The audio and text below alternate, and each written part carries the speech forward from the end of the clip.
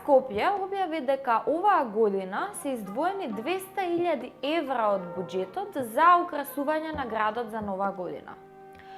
Оваа вест прострои на социјалните медиуми и народот имаше навистина остри реакции на оваа тема.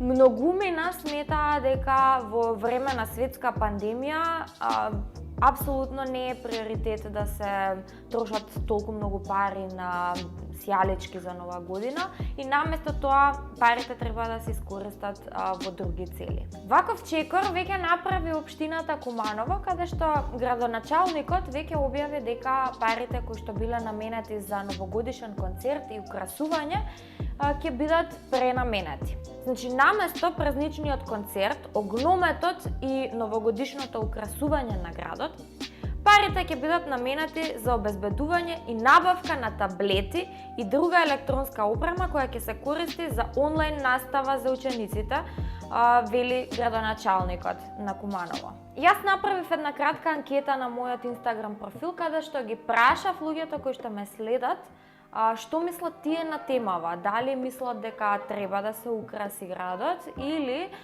дека парите можат да се пренаменат за нешто друго. На прашањето одговорија речиси 700 луѓе и 90% од луѓето мислат дека дефинитивно треба парите да се пренаменат за други цели. Еве какви идеи има народот за тоа каде може да се пренасочат овие пари. Еве, на пример, компјутери за деца што немаат како да следат онлайн настава. Или боле да ги донираат тие пари, или да ги поддржат малите претпријатија кои се во финансиска криза поради вирусот. Друг вели: добро, нели може да се искористат веќе постоечки украси? Во мојот град користиме едни исти украси со години.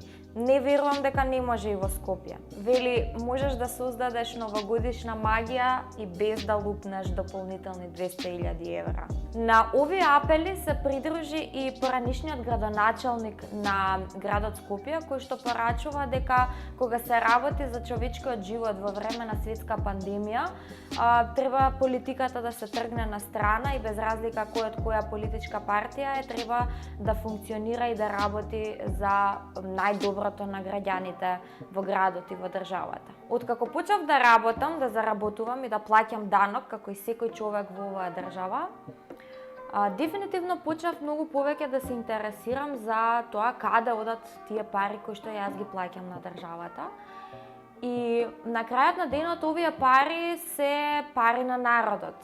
Така, ние сме ги ставиле во буџетот, од нашиот џеп отишле во буџетот на државата. И за мене големо прашање е дали народот ќе биде слушнат и дали овие апели на народот ќе имаат некакво влијание врз одлуките кои што се донесуваат во градот и во државата општо. Што мислите вие? Дали е приоритет да се украси градот и да ја имаме таа новогодишна магија? Или може би се согласувате со големиот број на луѓе кои што ги испраќаат овие апели да се пренасочат парите за други цели?